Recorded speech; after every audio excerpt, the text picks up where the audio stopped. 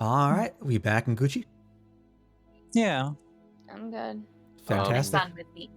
I guess I'll kind of turn to Rayleigh and say, if you're concerned about Locke, I guess maybe we can take turns looking out for him. So, before we start, I did want to go around.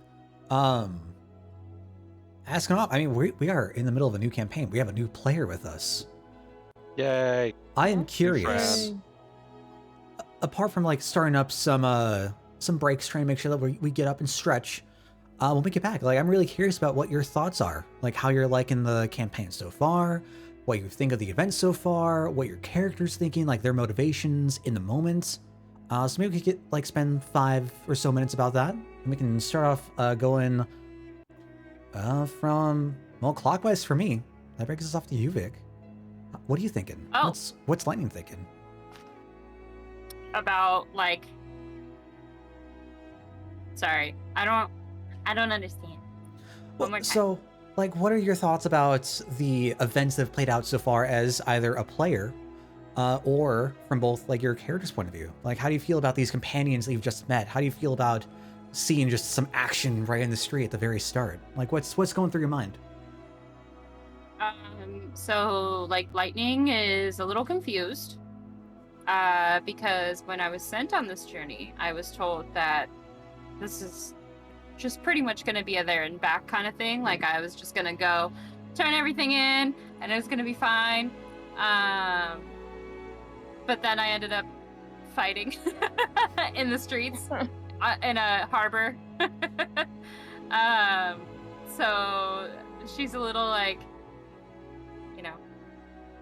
it's not that she's not used to doing these things, but it's just kind of this wasn't in the fine print, so to speak. Yeah. What I signed up for. Right. And then as far as the new companions, still obviously a little skeptical of them, because I don't know them and I don't really trust them yet, but I do know that Gale's healed me, and I know a little bit of Sev from meeting Fog, and I liked Fog, so just kind of still kind of feeling out the waters, and kind of just thinking well, if this is how everything started, what else is there to come? And also who the hell's Dresmorland, and what the heck, why is everyone seem so why is everyone so scared of him, or obsessed with him, or what's his deal? Yeah. So that's kind of where Lightning's at right now.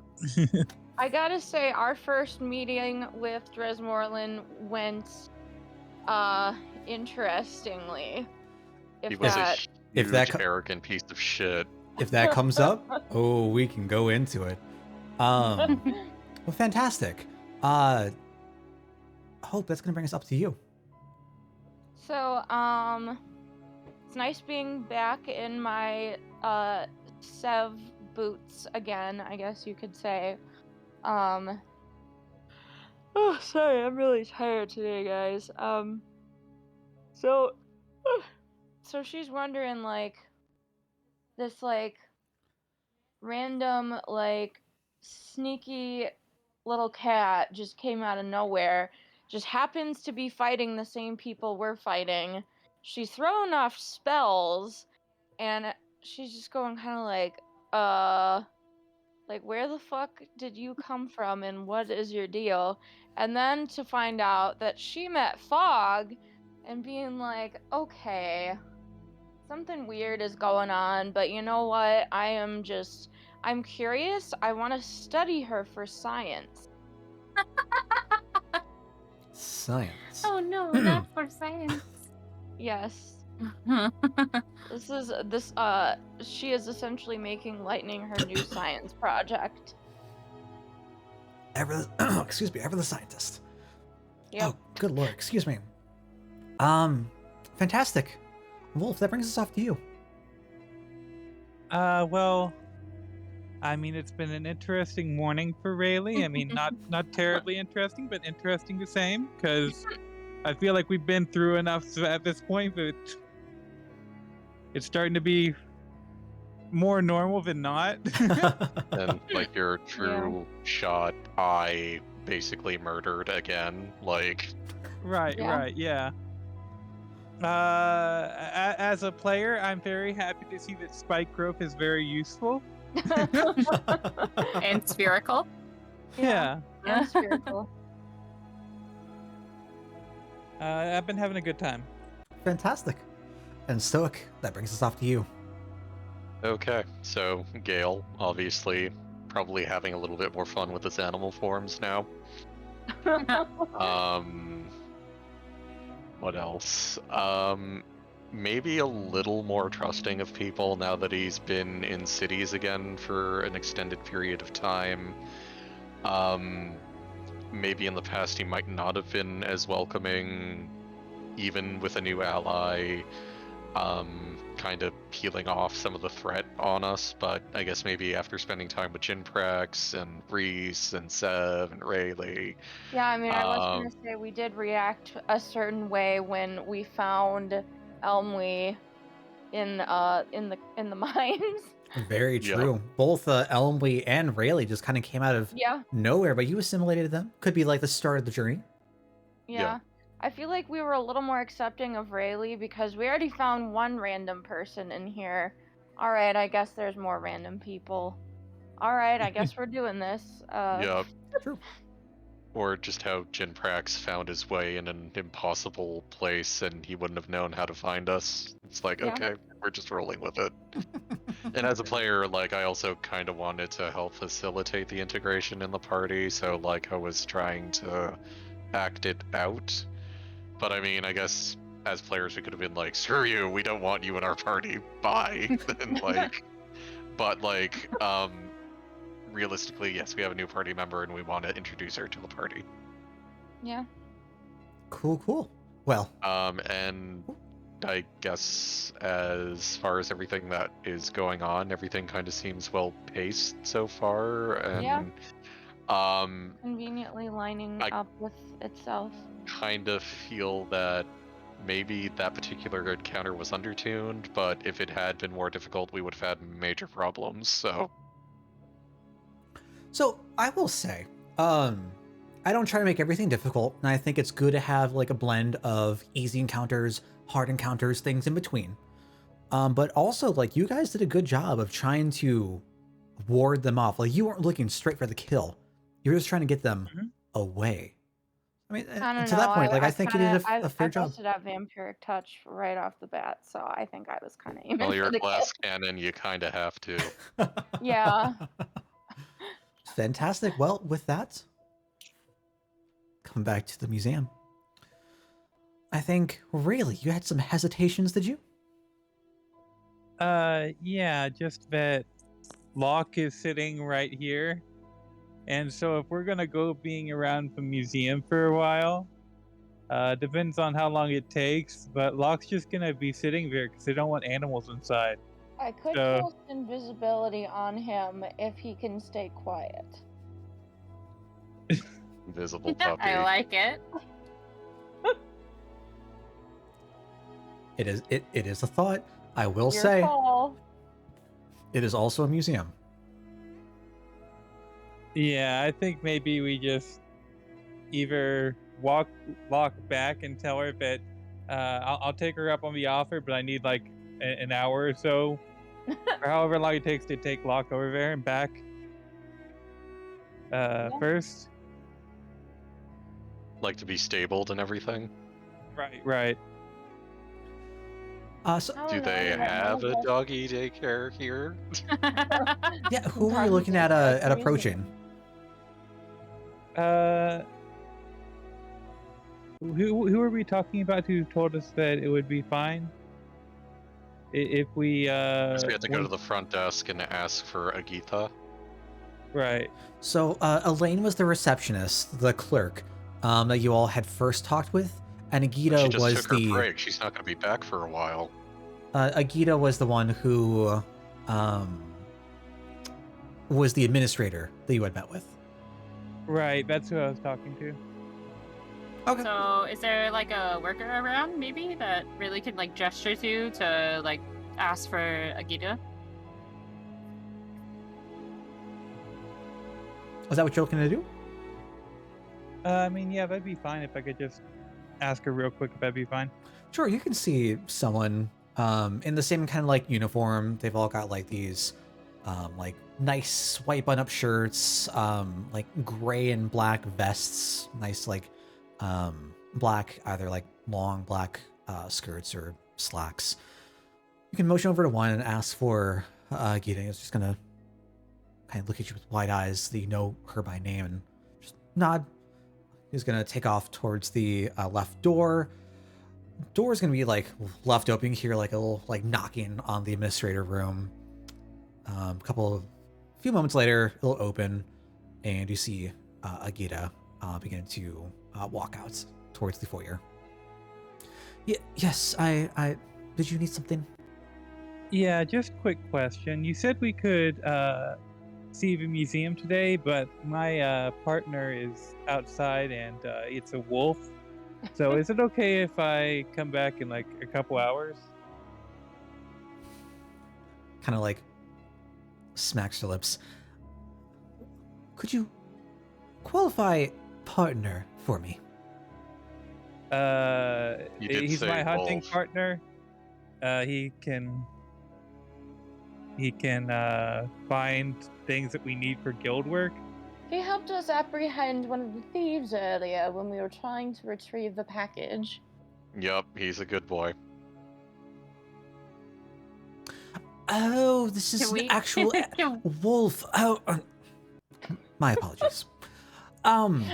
Well, we do have an animal service on the other end of the museum for Okay. Yeah, that would be fantastic. those who bring their animals along and can't be bothered to return, or it's too far of a journey to return them. It is right next to one of our little like toddlers services. It will be a gold for about a 4-hour stay. Oh, that's fine. Doggy daycare at the museum. Can I can I look at Agita and be like, a gold? Really? She just smiles and begins to wave bye-bye. Ah! As she begins to like exit through the door off to the left. So I mean, I'm fine with it. She's letting me put a wolf here. Yeah, let's go to the doggy. yeah. What can I say? I'm a frugal cat. So you all can make your way out of the foyer back into the admission room, make your way over through the entry doors and take a right. You can like go around the block towards the back end of the building. There's a couple of like off buildings with like gravel paths that lead over. You see one where there are just toddlers, like just very young children screaming That's and the one. crying, and it is a ruckus outside. Right beside it, you see a like nice large fenced off patch of grass. Currently there are no animals around. Whoop, what in the world? And you see that like right in front of the fence is like this old man who's got a cane set down, just sitting on a bench outside. He sees you beginning to all walk over. He's gonna lift up his head. Oh yes, visitor. Storing your animal, I see. Yeah. He's a wolf who works with the guild. He's very well behaved. He just needs a place to stay for a bit. Oh, at the guild, you say? Well, we can find a spot for. Well, looks like all the other animals have left by now. He can stay as long as he likes. Will be a gold for the stay, though. Okay. I hand him over a gold and I bring Locke into the pen. I'll take great care of him. Don't you worry. See you in around Okay. 4 hours or so. Thank you. All right. With that, you all can make your way back to the main entryway. Oops. Oh, there we go. Where are my notes for you? There we go. All right, so now that you come to the main entryway proper, We can just go through like the whole look of the room. Enough time has passed that like a busy rush has died down. Like we're going into more of like mid-afternoon, late afternoon at this point. It's roughly, we'll say like 4 o'clock-ish or so. Maybe just under 4. So you head inside, you see the 2 counters. The clerks are finally like sitting down. One's got like this long exasperated sigh on his face. The one off to the left that had all the work just pushed onto him. You see that to your left and right, there are sets of shining silver armor, complete with spear and shield. The shield has Grimseth's coat of arms elegantly painted on it. You can see that it's mermaids painted off to the left and right, holding up a ship with sails and propellers, with a wood painted like this rich dark brown, and the sails are an off-white cream with streaks of red on like the bottoms of the sails functioning as shadow. You can push back upwards into the foyer, just waving off to the clerks, and they wave you on through. You see that the museum opens up to a large hall, and immediately you see a few columns extending across the floor. Sitting about 6 feet off the ground are busts of dragon heads sitting motionless, watching the building's visitors walk by from their perch along the columns. Ground is made of smooth, polished wood, giving off a kind of like waxy epoxy sheen. Somewhat slippery to walk on, as if someone had just spread chalk dust. And a few feet past the entry doors is a red circle that's painted on the ground in the image of a globe overlaid into the center of the red circle. And then in like thick, gaudy yellow text similar to the banner outside, you read the Gallery of Exploration that just loops around in on itself. And directly above you is a large sky window. Sorry. Mm-hmm. Do these dragon heads look familiar? Like Yeah. ones we saw in the Magma City? That's what I was thinking. I was wondering too. Go ahead, give me a history. Sev is Sure. good at that, kinda. Well, Kinda. Oh lord. 13, 3, and an 11. Okay. They look like dragon heads. A lot of dragons look very similar. They're dragony. Sev, you've read about stories of these ferocious beasts that once terrorized the land of Cyndrus in ages past. You think one of these could look like a descendant of one of those dragons, but you're not quite sure. Now, did these dragons get yeeted forward in time through an Elder Scroll, or no?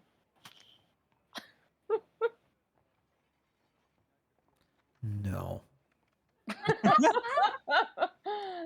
Darn it. casual no. All That right. was an audible look.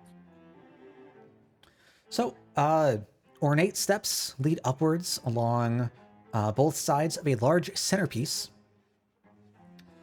statue heading off to the second floor. And tiny gargoyles are situated on like the leftmost and the rightmost banister. You see above you are detailed railings of the second floor balconies. Doors are everywhere, signs above denoting where they lead. Hanging above the western entrance, which is a large curved archway, a sign reads Administration/Cafe. And opposite the entry hall to the east reads Exhibit Hall 1.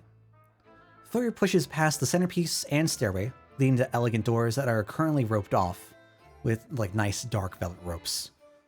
Just beside the door to Exhibit Hall 1 is a stairway headed downwards that is currently roped off by a very similar rope. Any particular direction you'd like to head to first, or anything you'd like to look at? As much as I'd like to go through the rope, I think we could potentially be being watched, so that might not be a good idea for now. Maybe later. We should behave ourselves. Yeah, I think No. Alright, I guess we could go upstairs? Okay. Did you want to take a look at the statue before heading up, or just going straight up? I'll look at the statue.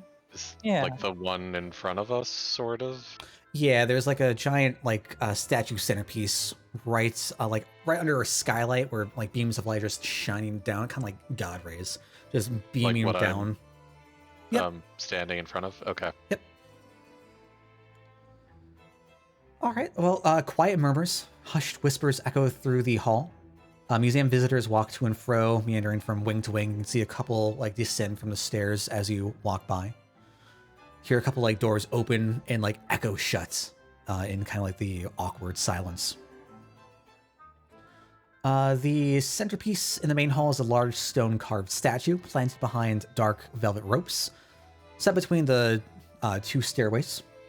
The statue consists of 4 figures, all posing together, looking skyward, placed just right to capture gleams of sunlight beaming down from above. You see that 3 of the figures have been shaped out of delicate marble. You can see the fine craftsmanship and true talent of the... Oh. Give me one second. Give me one second. Sounds so loud.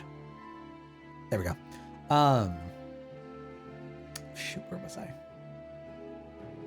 You can see the fine craftsmanship and true talent in the etchings and contour of the bodies. One appears to be a human, another an elf, and the third a dwarf, all expressing joy and laughter. The 4th figure, however, appears to be more dastardly in nature, seems to be modeled after a tiefling, with the wild twisted horns crafted from ebony and a malicious smirk upon its face. Plaque is attached to the rope in front. What does it say? Sure. So you can head forward, read the plaque. See, it's titled Whispers Beyond. Have you ever experienced the voiceless whisper? It was once believed that certain individuals could hear the whispers of our creators, were chosen to enact their will. The Cyndrus line became the first to unite Cyndrus after the Dark, Nicholas I believing he heard the call of Alisar. In the centuries since, the church has risen and taken in those who say they too have heard the call. Question. Maybe this is just amusing to himself. Is this sort of like a church-funded museum, or is this just like an exhibit that kind of has like a religious bent? Give me an insight. Sure. This is me going off of like your interactions with Dresmorland so far, kind of like gauging his relationship with anything. 20, dirty. Okay. Not bad. Yeah, with a dirty 20. You believe that Dresmorland is very much independent, and probably wouldn't take direct funding from a church or any sort of religion, but is definitely vastly intrigued by the occult or the religious, or anything having to do with legends of the past. One other question. Are tieflings kind of rare, or are they kind of like demons where it would be extraordinarily rare to bump into them like that demon we bumped into in the city? Would I even know? Tiefling are present. In Cyndrus, we have a whole like hierarchy of races, where humans right at the top as the firstborn. We have the secondborn, which are races that have like arrived on Cyndrus shortly after the human halfling creation. And there are 3rd and 4th tiers. Tiefling appear on that 4th tier, where they're like just above beasts, but there's a little bit of animosity from ages past from the Dark, and relations just haven't quite improved since then. Okay, I kind of figured that was the sort of tier ranking, but anyway, please continue. Well, that's the end of the plaque.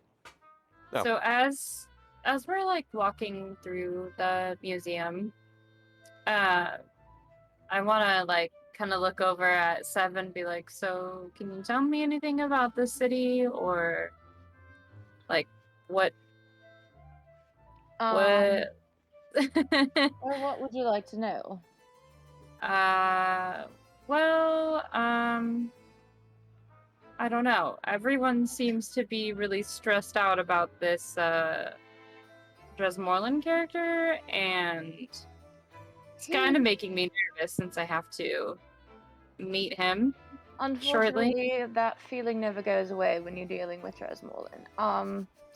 However, you do get used to it, and you will find that should you earn his good favor, you shall be rewarded greatly. But you have to be willing to go above and beyond. I kind of turn around at this point after I finish reading the plaque. I see. Okay. But I mean, Well- seems like you're off to a good start, and, you know, you bumped into us and helped us, so we'll definitely put in a good word if you're still doing work for him. I don't necessarily work for him. I was more or less just instructed to make a drop off per se. Well, should you do more than just a drop off with him, just know that he does pay very, very well. But Oh. like we said, you gotta get on his good side, like really, really get on his good side, and that's Which difficult to can do. be very difficult. Yep. Although, if you are still looking for work, I did mention the guild. After our tour here, we can direct you there if you're looking for independent work. And like I mentioned, maybe we'll even end up working together.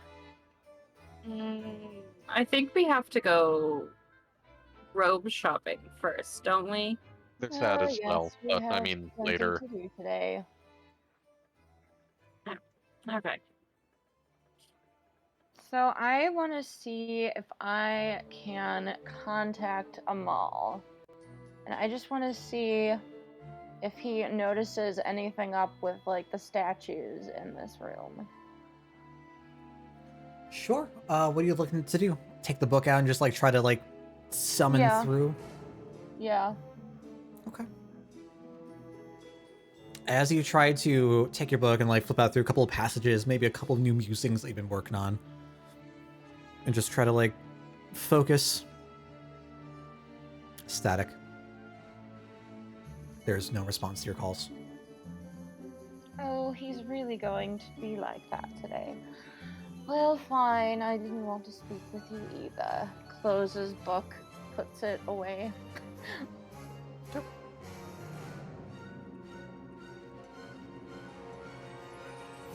All right. So where do y'all want to head off to next? The museum is your oyster at this point.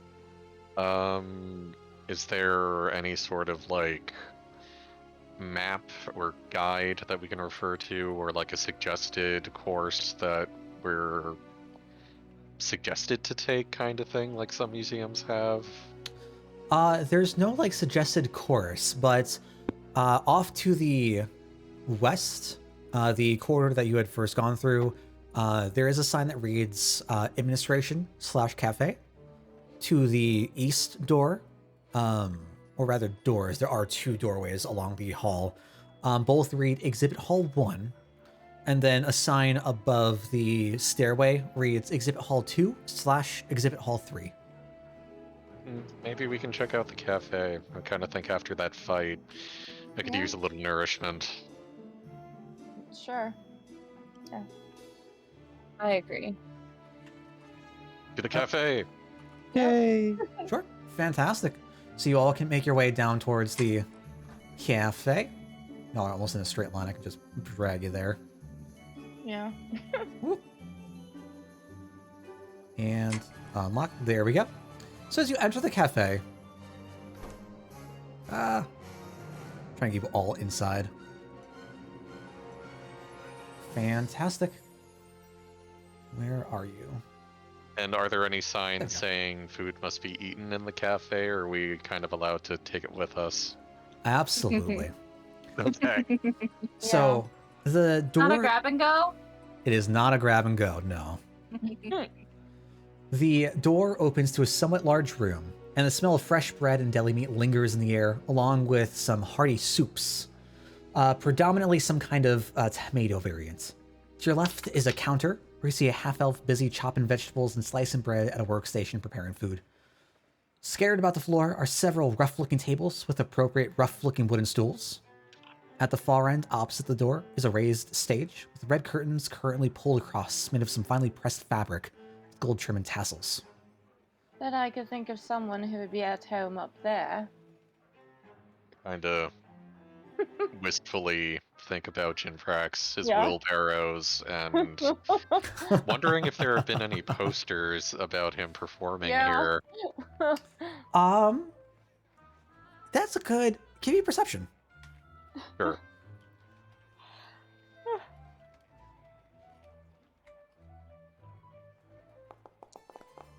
Not rolling hot. No. Okay. 14. Okay.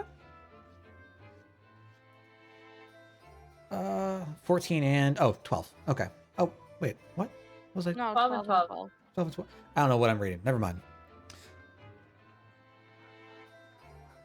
You know what? Off to the right-hand side, there is like a bulletin board of like right along here towards in between the two windows off to the like eastern wall. There's a bulletin board. There's no like pictures. There's no like large text or headlines. But you can see like a schedule of upcoming dates. And roughly like 2 months out from now, you do see Jinprax's name scheduled in. Oh, Maybe we can Cute. bump into him. It's nice. lovely. Well, it's a bit long way off, but keep that in mind that he'll be here then. Oh, Who? he's a friend of ours, a dragonborn named Jinprax. He's a bard. Oh. Bards are Um, always fun. Yes. Let's rustle up some grub. Yes, I could certainly use a good lunch. I want a soup bowl made out of bread. You are in luck. French onion soup and bread. Double Yes. check.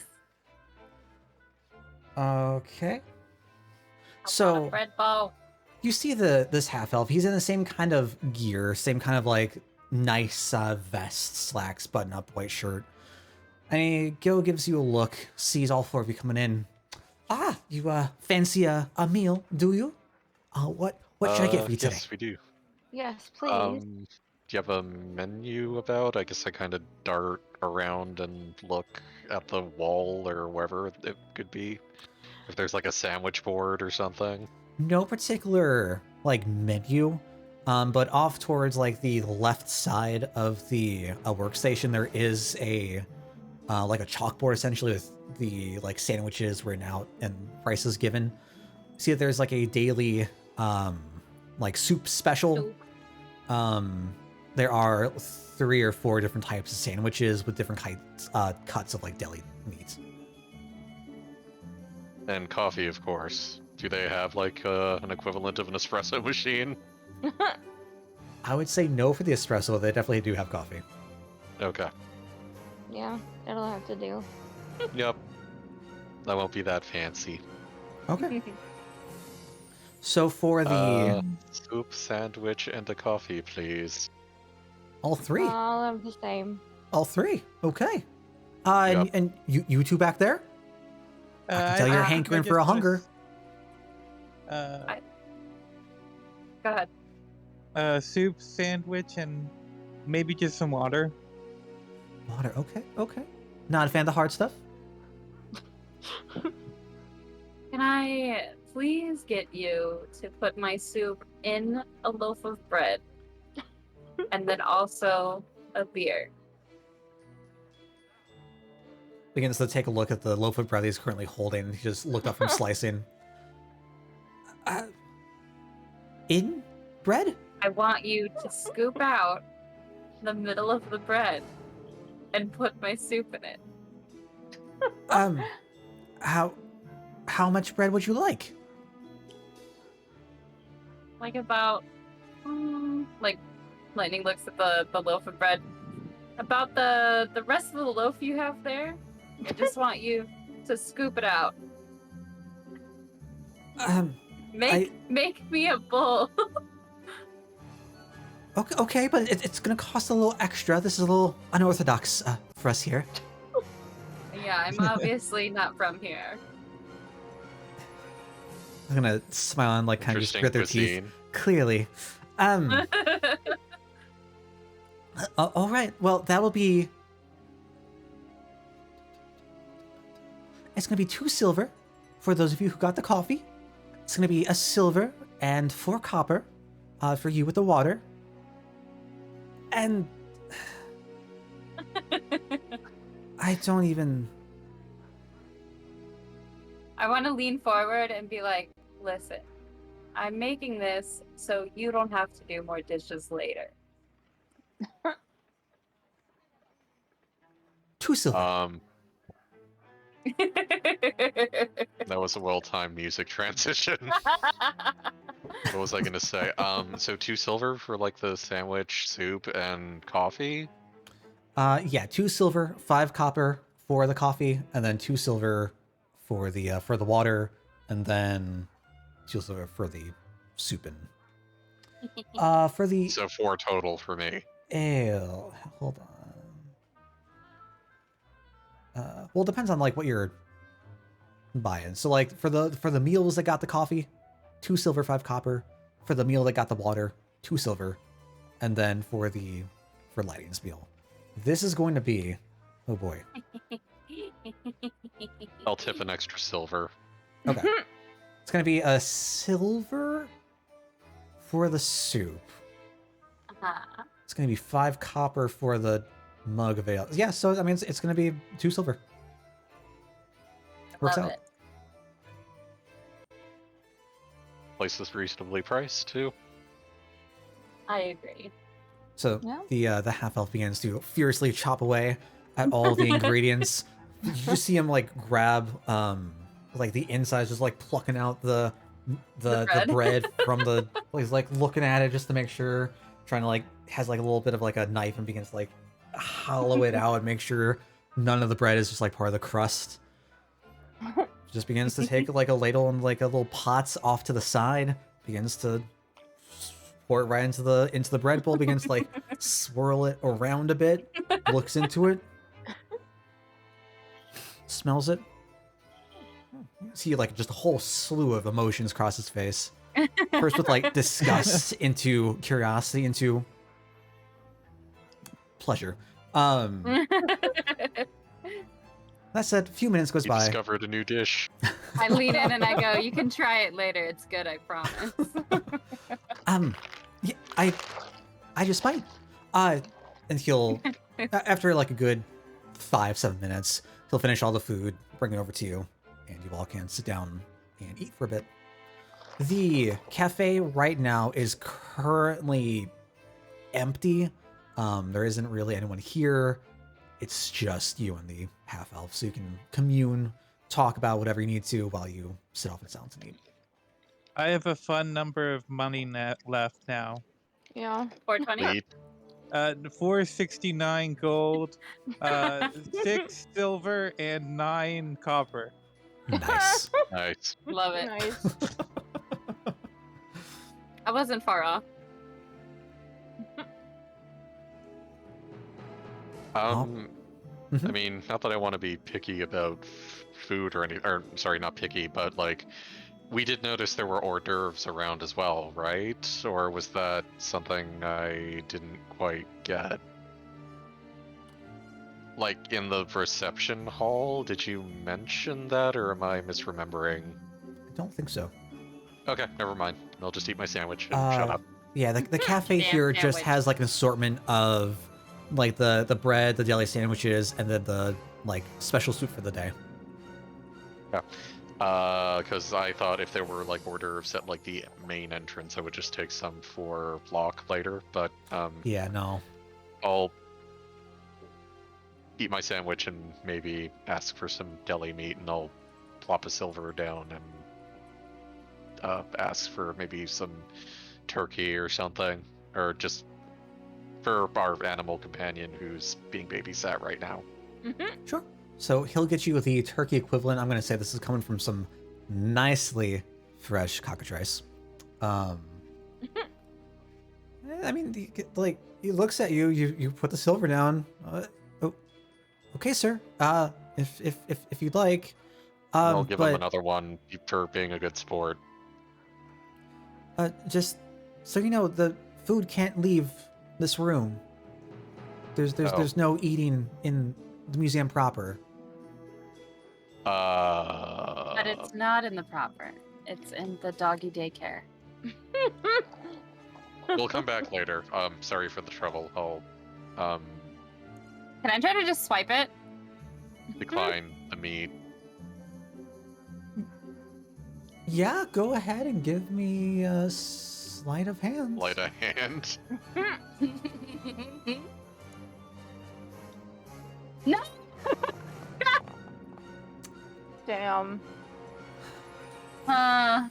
As you try to just inch your way closer to the desk, just nonchalantly, just put like a little arm on Put the my side, paw. and you're just like tapping and rapping away. Gale begins to ask his question. You see that some of the meat's already been prepared and like laid down. And as you begin to inch closer towards the meats, the attendant begins to look away from Gale towards you, Lightning, and you just draw your hand back and begin to carry Also, on. my passive perception is 14, so I totally see this too, and I kind of tap her other hand and say bad. I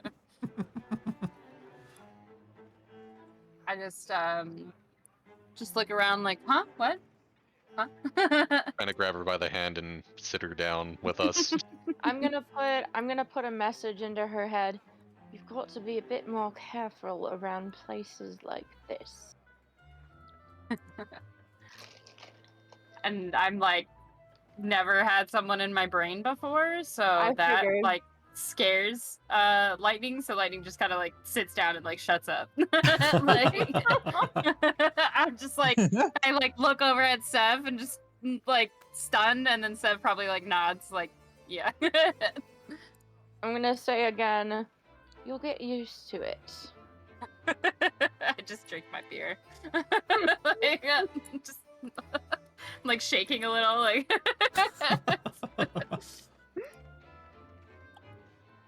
Fantastic. Well, you all can finish up your meals, deposit your plates and dishes and everything over towards where the attendant resides, and he'll pick them up and stack them on a back shelf to be washed later. I just set my ale mug down and wink at him because I got the soup bowl.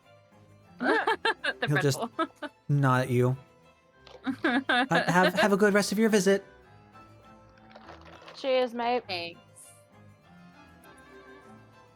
All right, you all can make your way over towards the foyer once again. Okay, so signs. Where should we go next? I guess we can check out some of the exhibits while we're here. Yes. Which way can we go? I think we saw signs that said Hall 1 and Hall 2. Okay, let's try Hall 1, if that's this way. It is off to the east, yes. Okay. Okay. Oops. That's fine. Cool. I was out here unlocking doors when I was doing some test stuff, so don't mind the clicking. I mind. Bad, Dale. Bad. It's fun. It's fine. It's fine. Where am I? For Hall 1.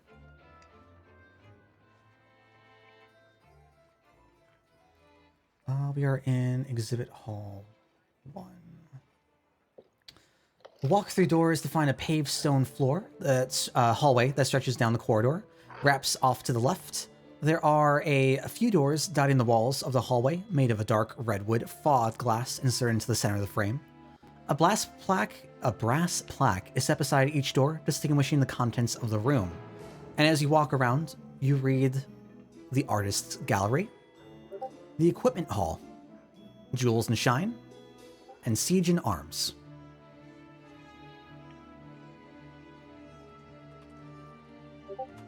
I guess...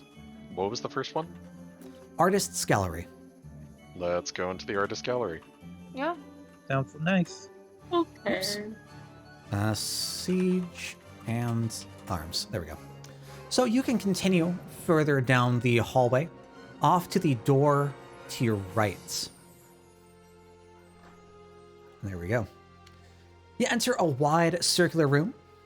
Statues carved in the visage of knights stand at the ready, swords drawn and shields. Windows let in the natural light around you. You can see beams of light fluttering in from the southern curved wall, with specks of dust highlighted floating in the air. Glancing around, you see paintings of various landscapes or portraits. They all appear to be masterfully crafted, hanging in silver or golden frames along the walls. Dale, do I recognize any of these paintings from my time before I came to Cyndrus? No.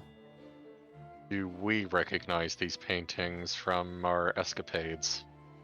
No, these are very specifically different paintings. Okay. Oh, okay. And they're not even in the same style. Correct.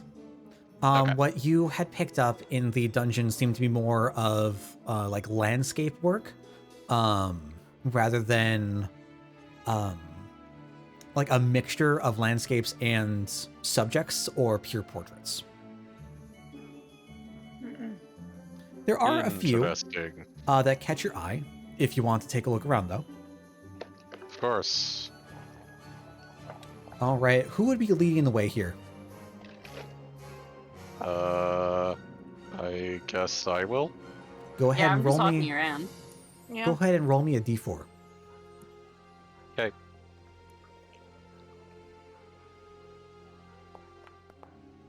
All right, a 1. So almost like a direct left from the entryway, you walk around, kind of like in between the corner of the wall where like this large landscape hangs, set right beside a one of the statues of knights.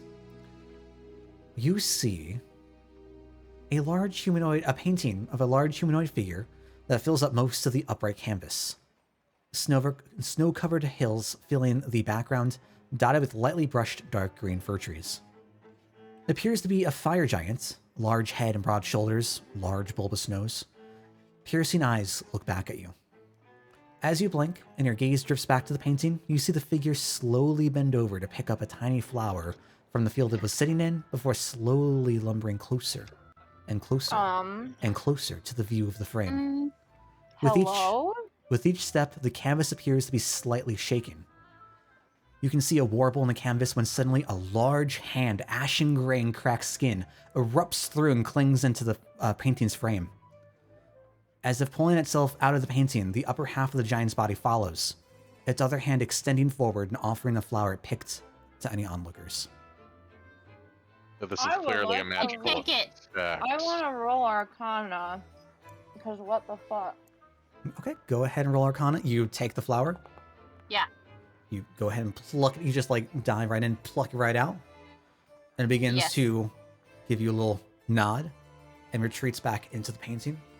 And as soon as the body is completely out of like this existence, back in the frame, it warbles once again and begins to repeat the same kind of pattern. And it's just out in the field. And as it retreats back to the frame, your flower kind of like fades away to dust. That's too bad. No infinite flowers. And I mean, Sev, you would know that this is enchanted. This is quite clearly enchanted. What? What kind? Gil, I mean, I could do identify if I wanted.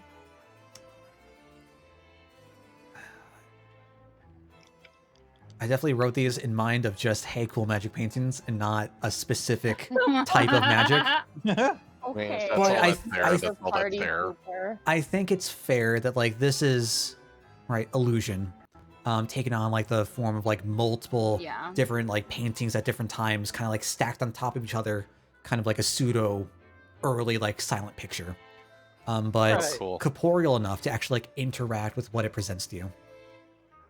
And with what little background and landscape there is in the picture, does it look like it could be from where I'm from? And would I know that there are like frost or like fire giants there? Fire giants are kind of like myths and legends Okay. from where you're from. They haven't been seen in a long, long while and are rumored to live up north in the mountains of the Arctic wildlands, far beyond where even like the northernmost asylums would tend to stay. That area isn't generally traversed in fear of dangers untold, and those who have tried to go further generally don't come back. Okay. I guess I'll go ahead and roll another dice. Yeah, another D4, yeah. 3. Whee! Okay. With the 3, that brings us off to the backside. As you head around the center wall, you see a scenic depiction of a seaside beach. The ice blue water stretching upwards to the sky with white crested waves washing back and forth before cracking along the coast of the beach. White sand fades into the foam of the waves as the water begins to recede, revealing a slew of colorful seaside critters, namely shells, starfish, and crabs that walk along minding their own business. Seagulls soar over the water from off canvas. You realize you can faintly hear obnoxious calls of the birds mixed with the gentle lull and crack of the water. Mine. Mine, mine, mine. As you begin to gaze in further, you see one of the seagulls begin to like dive for a crab before being fended off and just smacked right in the beak with its claw, and it just dives back upwards, or flies back upwards. Silly bird. Unsuccessful with your launch, mate. I guess I'll roll a D2. Sure.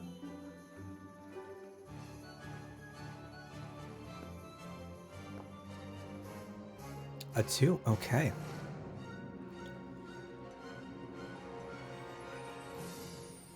Your attention focuses like right behind you to the side of one of the night fixtures. As you look into the painting, you see two knights, clad in golden armor, atop horses fixed upon a well-worn stone road, leading to a fortress or keep of sorts, surrounded by a grassy plain. Dark brown mountains are etched into the distant background, and thick, full trees are splotched into the foreground, framing the path to both the left and the right. You see a lower drawbridge meeting the worn path raised over a dark, murky green moat. Several spires tower into the sky, about 40 feet or so behind the keep's stone walls, flags waving in a gentle breeze. After looking at the image for a second or two, you notice the knights canter down the road towards the dark maw of the keep. You can hear the soft clip-clop of the horse's hooves scraping along the stone. As they pass through the gate, their image is swallowed into shadow. You see a slight breeze roll across the grass, a gentle sheen rippling across the blades and flowers. A few seconds later, a similar-looking pair of knights arrive onto the road from off-canvas and slowly begin trotting down the road once again. And sorry, are there titles to these pictures as well? Are no titles. Okay. Just the paintings themselves. And I guess we'll look at the last one. Yeah. Roll us a D1.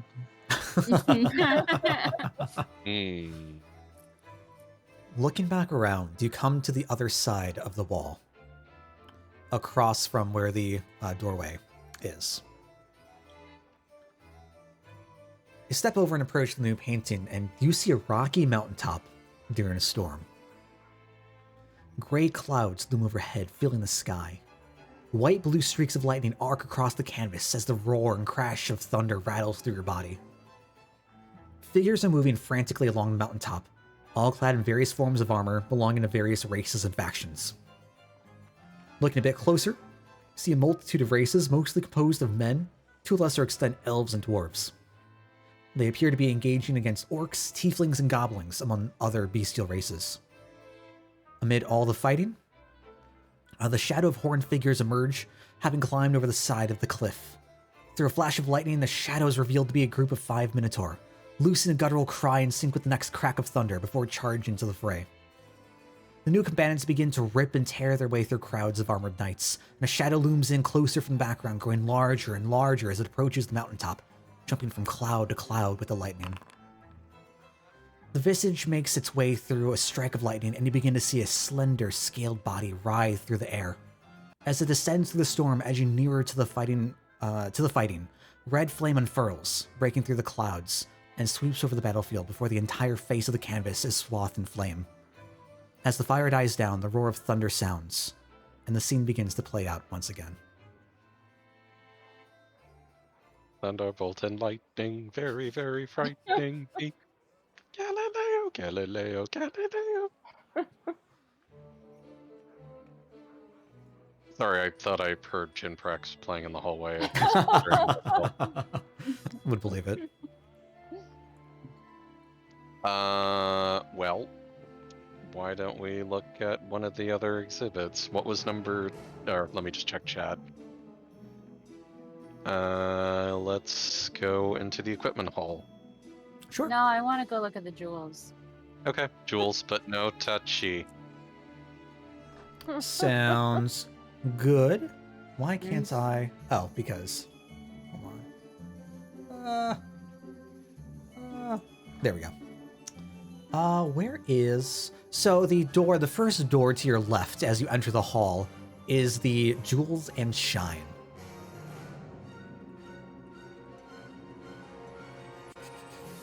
Jewels and Shine, where are you? There we go. Display stands of various sizes have been stationed around the room. Each contains a few gems or jewels, and some will contain different sets of jewelry. All of the items are perched upon red, cushy pillows that seem fit for a noble's bed. You look around and note the gleam and glitter of different cuts of gems or the lifeless, dull silhouette of rocks. One piece in particular catches your eye as you're looking around. Taking a further look? Where are we supposed to be again? In That is the left room. Yep, the first door that was off to your left upon entering the corridor. Silver, is it this way or is it? Yep, in through here. Oh, I didn't even notice that one. All Look, right. there's fabric in this room. I'm sorry?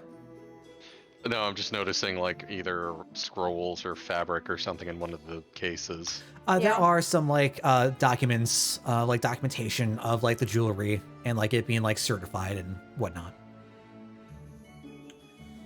I want to look at the shinies. Yes, so in the very middle of the room, you see like a little like brass plaque affixed to the display stand that reads, "The Brooch of Jusria Doomed."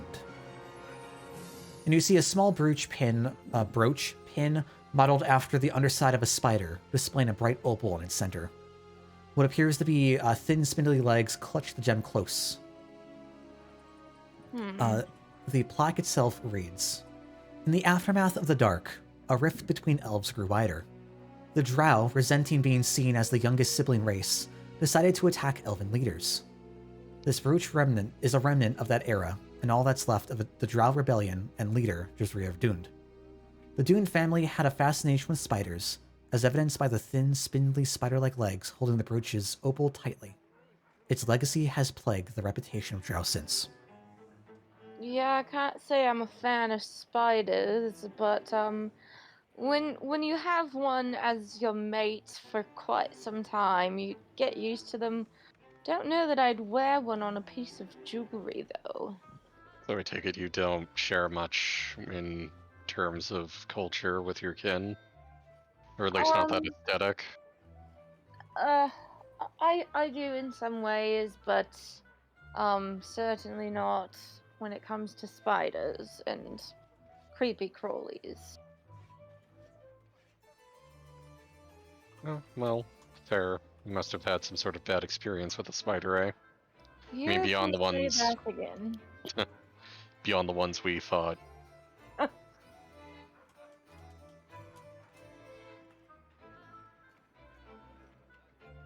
All right, well, as you take a look through the rest of the room, again, there isn't really a whole lot that catches your eye. You do see like nice, beautiful cuts of gems. Kind of out of fashion, nothing that you would see around nowadays. You see some like very like large, gaudy pieces of jewelry, some very just small little sparkles and speckles. And off to like the bottom of the room, you do see like documentation saying this is the cut from so and so year. We believe this was part of the X faction. Just trying to go through some like dates. And you just see lightning in the middle, just like purring and like trying to paw at the opal, but like obviously it's like covered. So Are Miguel you wishing he had a spray bottle. are you putting your hands on the display case? Mhm. Okay. Oh dear. As you put gently. As you put your hand on the display case, your paw just smashes through the glass. Suddenly, alarms. No. Babe, I will And then I tell grab you. it and run. Smash and grab. So, as you place your hand along the on the sides of the display case, just like kind of looking around, you do feel a little jolt. Nothing dangerous, nothing that would hurt. It's kind of like the same feels like a shock of like static electricity. Just you do feel that there is something more to what this case is. Yeah. Like as a security feature, or like is Could it be. emanating like an aura or something? Like I get shocked and I'm like, can I don't know, like investigate it, like check it out? How are you looking to investigate it? Like, what are you looking for? I'm looking to see if like, because obviously I've had my fair share of heists, so to speak. Maybe I've like come into this contact with like something like this before, or like maybe I would know how to go about I don't know, like understanding like what the heck just happened to me. Okay. Go ahead and roll me an investigation.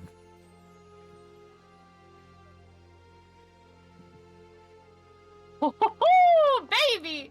Good shit. With a natural 20. Uh-huh. You've seen a couple of display cases like this. You've experienced it. You know what's going on.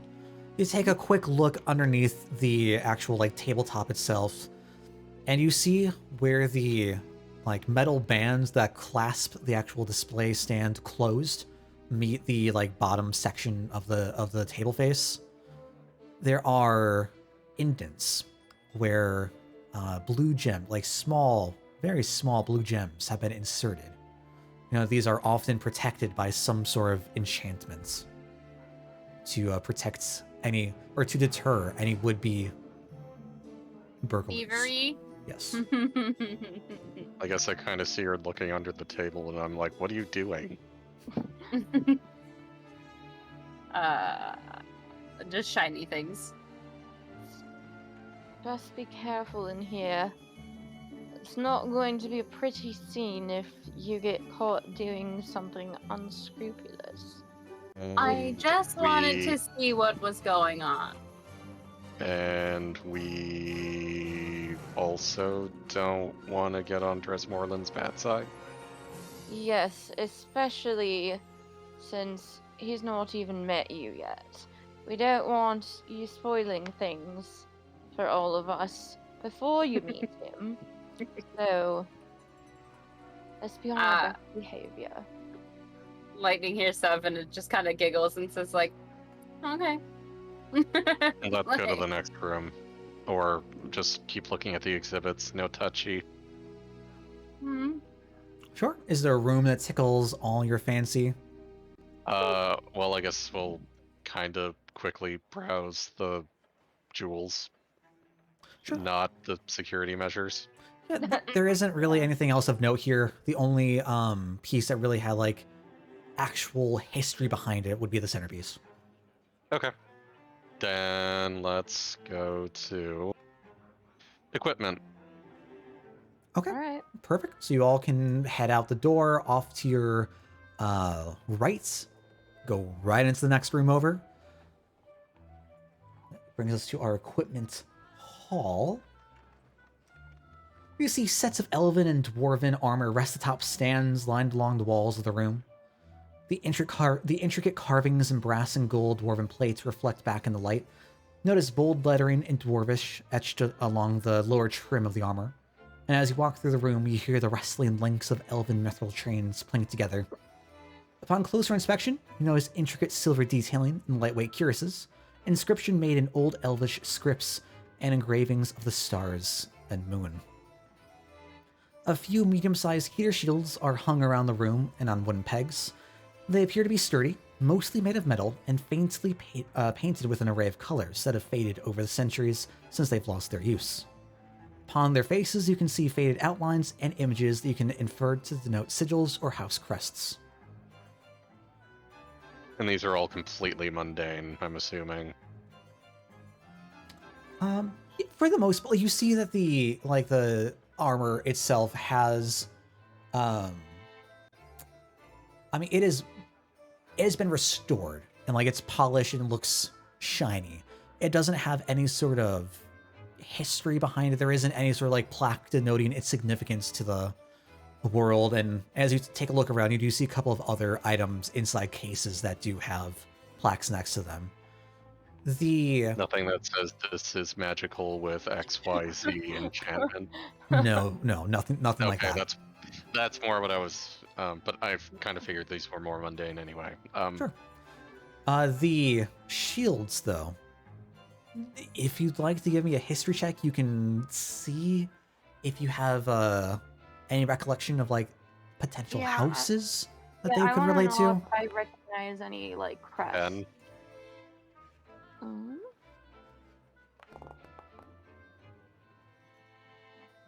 Good shit.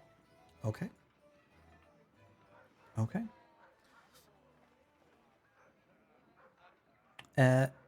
Just you two? I was trying to roll, but mine hasn't appeared for some reason. Oh. There it is. No worries. 13? Okay. I wouldn't know any of this stuff, yeah. So among the shields, you see some similar-looking sigils. Among these, you see a large, dark green oak tree overlaid atop 3 white interconnected circles, a side portrait of a brown bear's head mid-growl baring its teeth, and a soldier's iron helmet on top of a dark red square, blue tassels streaming out of a point at the top of the helm. What, so there's fucking storm cloaks here? I guess I can kind of see that. So, Gale.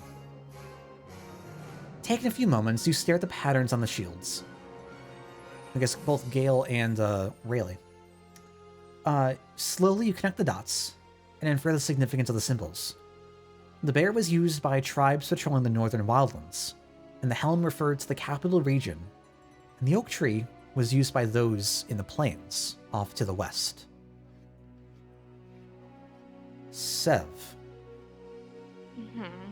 You know that the symbol of the tree is similar to crests thought to be older than Cyndrus itself, its influence reflecting back nature and its ability to always grow and move on. Nice. Wait a second. The tree? Yep. From the vampire den? That is, Can that is a question. Can I...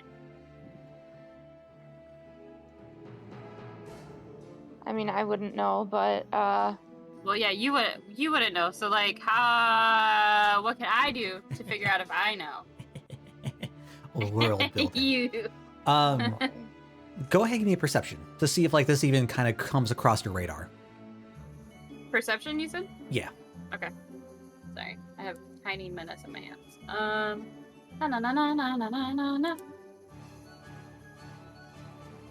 17. good shit. You see this. But the others kind of like flock around, like they're walking around. Gale might be like looking at it from across the room, can't really get like a good view. Rayleigh's a few feet from behind, and you're just walking forward and taking a look around, not really minding the whole like big flashy armor. You don't wear heavy armor. But you spot the symbol, the crest with the tree. I mean, it is very similar to what you saw in the other dungeon. Oh. since I kind of feel like akin to Sev because of meeting Fog, I lean in and let her know, like, hey, this, like, I know where this is from. Like, this was in the vampire's den kind of thing. Oh, Uh, goodness. but I just kind of like let her know so that she's also in on it. Well, that's... Okay, I mean, makes sense. You know, vampires, they're quite old as well as this. What a concept that Cyndrus could have been first discovered or created by vampires. Very interesting. The one thing that I have heard is of the underbelly. The underbelly. Like, mentioning kind of like the riffraff, so to speak, of Cyndrus. Because of like my coming and goings with like my caravan, so like I would kind of know, like, that it's not always a shiny, sparkly, great place. Yes, dear. I mean, I've certainly had some encounters myself. Fog and I are in an organization together, shall we say. So, yeah. I don't judge. I guess Gale will casually take notes and sort of muse to himself to maybe look at vampire lore later, but just kind of keep it to himself. Yeah, I mean... Especially if there's alchemical applications to this. Sev is definitely gonna, like, make a beeline to the library at first opportunity. Is You'll there, probably want to learn chromatic orb from new mage friend, right? Yeah. I mean, I do have chromatic orb myself. I just haven't used it a lot. Oh, okay. Is there any like plaques, for the shields or anything, or like any descriptions? Not for the shields, but for other items inside the glass display stands. Yes. So nothing on the coat of arms that I recognize to be you bastard. Okay. I would say that you can infer easily that with how old everything seemed to be in that dungeon, this has to be from a time that is far beyond like any sort of recovered documentation that was lost in the dark. Yeah. Got it.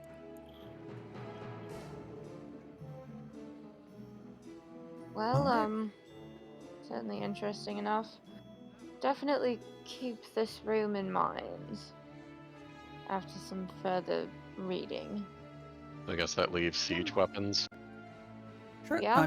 Do y'all want to take a look at any of the like items in here, or just move on to the weapons room? Oh, we'll look at the items, I You guess. have backstory for these items.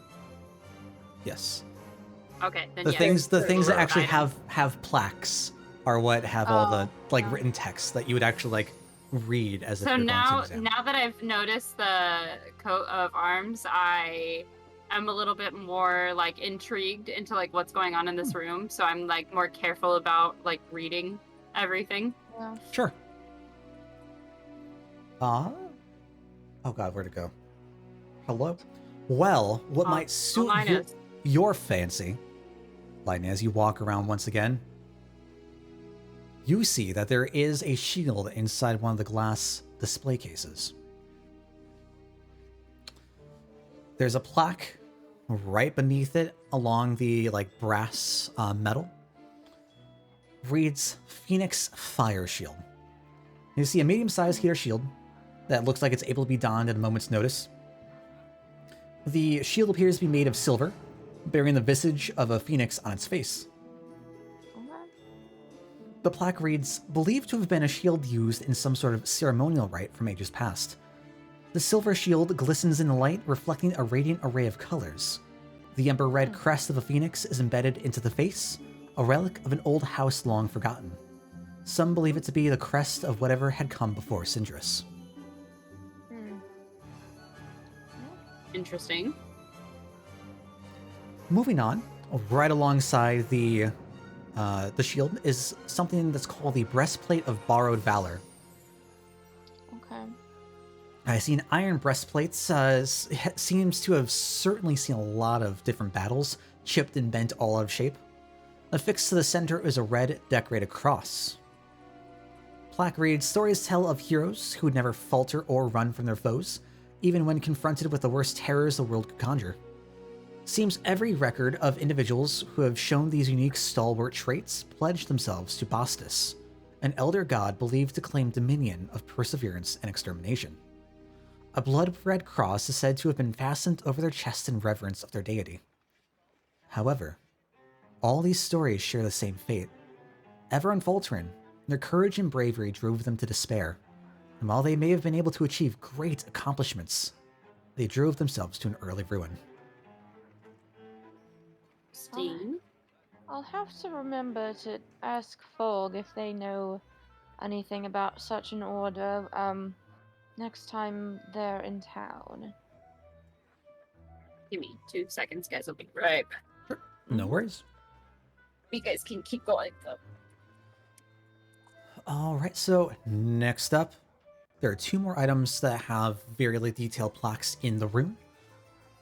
You see a pair of simple iron gauntlets. Material like chainmail rings form a padding to be fit over the hand, while a fitted piece of iron protects the palm. The plaque beneath reads, "The Gauntlets of Aldria Crestmorn." These gauntlets are part of the very first set of armor the famed smith Aldria Crestmorn fashioned here in Grimsith. His work and passion still rings through the work made in the city today.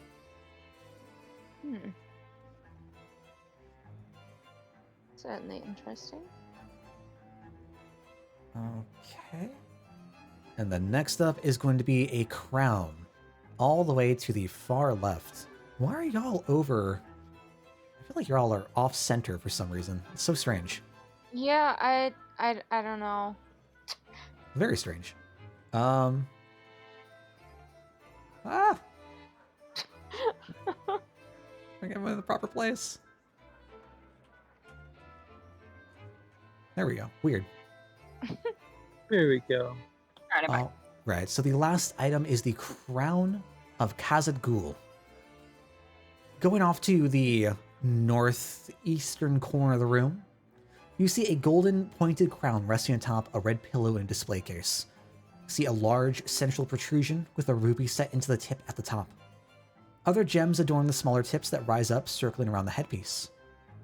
Plaque reads, "A golden crown of dwarven design. 5 gems are embedded into the protrusions, representing the 5 great dwarven clans who are the 3rd race to arrive on Cyndrus. A tumultuous first encounter, the dwarves wish to overthrow the rule of Cyndrus, king of the indigenous human and halfling inhabitants. After a few decades developing cities towards the northeastern mountains, the dwarves finally had their chance. In celebration of the king's newborn daughter, he extended his hand and invited the dwarven leaders to attend the event as noble guests in an attempt to broker a peace and a sense of kinship between the races. The day finally arrived, and the dwarves presented their gift of unity, this very crown. As the night progressed, the king began to give a speech to his guests, however, would be his last. A few sentences in, and a crossbow bolt flew out of the darkness, striking the king's chest. Madness erupted, and the palace was flung into chaos.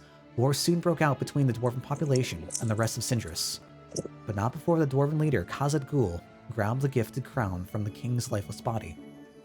The war lasted only a few short months, however the remains of the other dwarven lords were never found.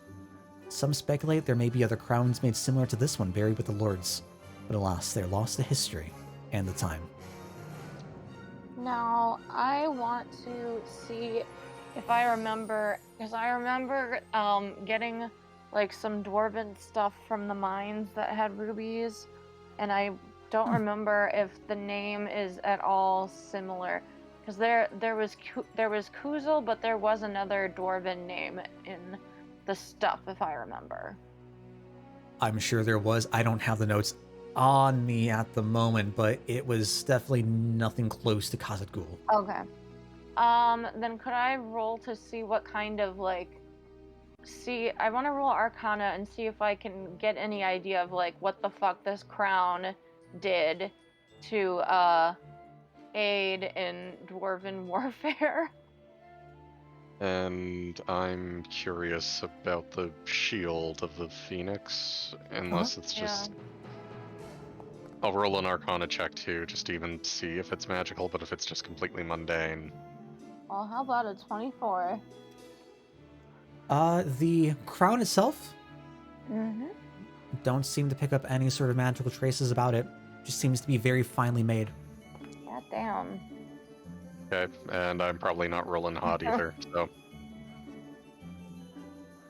I wouldn't know Let's anything see about here. this either, would I? As far as history goes, it would be very Well- unlikely. Crowns, jewels. I mean, you could definitely like see what kind of like make or how much it could potentially be, but the like history or like possession of the crown, probably not. Not having like any sort of mind for the history of the land. Yeah. Well, I didn't hear anything about this. About the crown of Khazad About Gul. like the crowns. I mean, go ahead and roll me a history check. If it might have maybe come up as like lost rumor. No. Probably. With a 12. Yeah, I'd say at the bare minimum, you might have heard like some remnants, some whispers in Like your camps whispering about yeah. like, oh, well, if you're looking to get rich, I mean, you could always try to find some of those other dwarven crowns. I'm sure they would go for a lot if you could sell them to the right broker. But nothing like nothing concrete about where they would be, their history, nothing like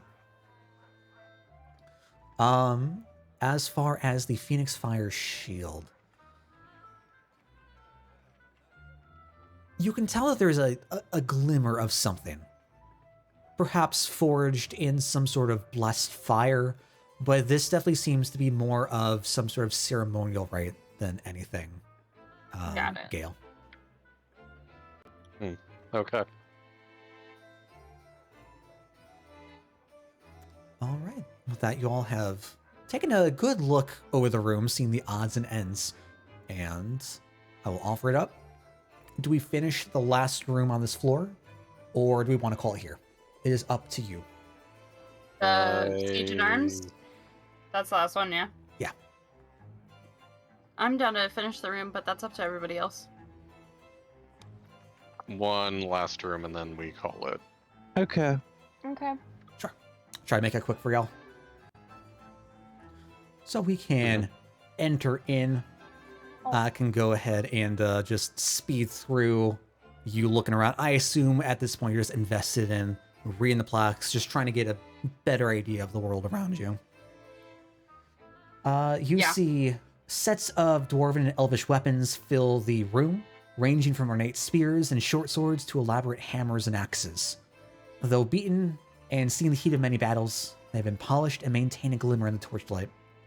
Towards the middle of the room, you see a large ballista that has been reconstructed that serves as the room's centerpiece, with large javelins serving as its arrows resting upright against its body. There are 4 plaques in particular set up throughout the room.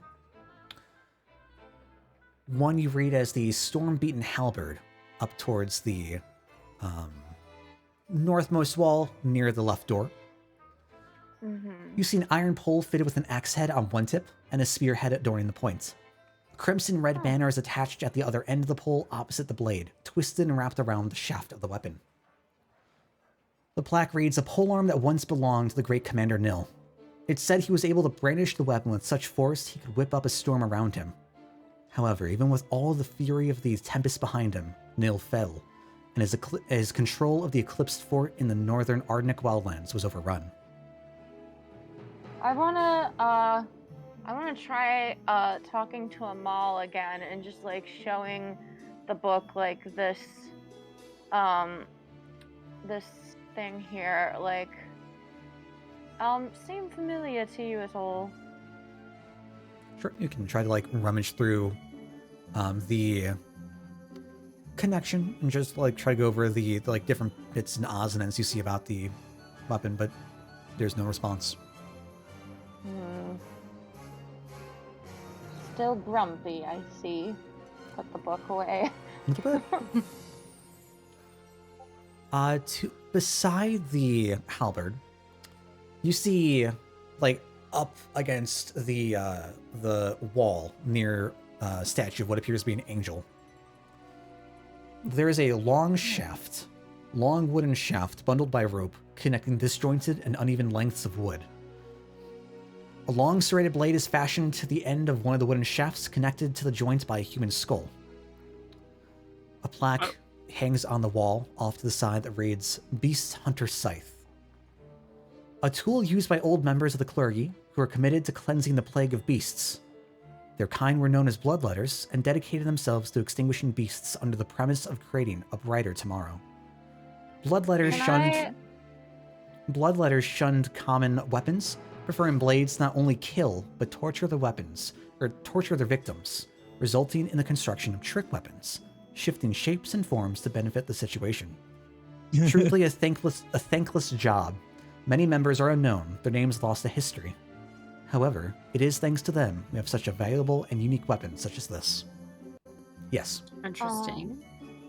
Can I make a check to see if this looks familiar to the angel statues that we saw in the dungeon?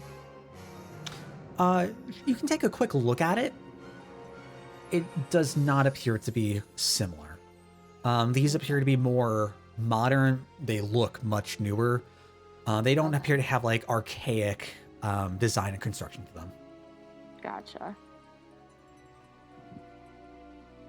So along the other end of the room, there is an elegant silver rapier with a thin pointed blade fashioned a little longer than the length of a traditional thrusting sword.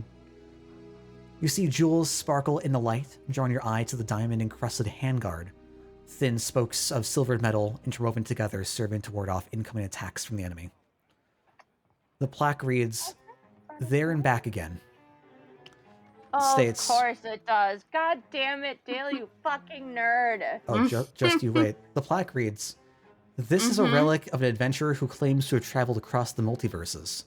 His presence in this domain was quite a shock and led to a few theories about dimensional travel. Unfortunately, nothing's been proved Babe, yet. I swear to God. It seems he dropped this curious artifact when he bid farewell. The blade can extend itself further than one would think, and instantly teleport its wielder behind whatever it hits. What's the lore drop here? This is the main weapon of my bard Faverin from the Thursday night campaign. Oh, okay. Oh my God. And of course, There and Back Again is Lord of the Rings. nerdery. I thought it was fitting with the whole teleportation deal. Yeah, it's nice. I agree. There And and there's- back again. Right off to the side of it, there is in like the side case, a few feet away. You see Love a it. small dagger, its handle seemingly made of silver. The plaque reads, The Mailbreaker of Erengar. What appears to be an innocuous weapon, it's rumored to have been wielded by the great hero of Erengar. Their true name is a mystery, but a few dozen stories all tell of a similar weapon. Though not much larger than a dagger, it is said the hero of Erengar could pierce through even the toughest of devil's scales, holding back hordes of vile fiends from overrunning the city. Interesting. You all can peruse the weapons a bit more, see the fantastic shapes, the fantastic molds, the terrific craftsmanship, but nothing more of historical intrinsic value is found. All right. Yeah. So with that said, you all can retreat back towards the foyer, and then next time, we can make our way up towards the second floor for Exhibit Hall Sounds 2 and good. 3. Ah. Yeah. So I appreciate all of you taking this journey with me. I hope you enjoyed the start to campaign arc 2. I gotta tell you, Electric Boogaloo. I really hope all this lore drop is not boring, because I know it can be very text heavy, but it's a museum. There's a lot of reading. There's just a lot of quiet That's how murmuring museums through are. museums. That's just how it works. I just can't Um, believe you had to put your fucking Bavarian weapon in there. I God. was enjoying the I had to. bloodborne weapons. I was going to ask, is there sort of like a rough reconstructed in-game history that we could get a Cliff's Notes version of, or is that just kind of like the general wiki that you're constructing? So everything should be on the pinned World Anvil page in the D&D chat. I can try to come up with more like a solid timeline to go through stuff. But if there's anything in particular y'all have questions about, I can definitely try to get like actual like detailed notes or glimpses or cliff notes or whatever else to hand out if appropriate. Okay. Okie dokie. So that said, if it is ever too word heavy, do let me know. I'm a sucker for these kind of lore drops, so take that as you will.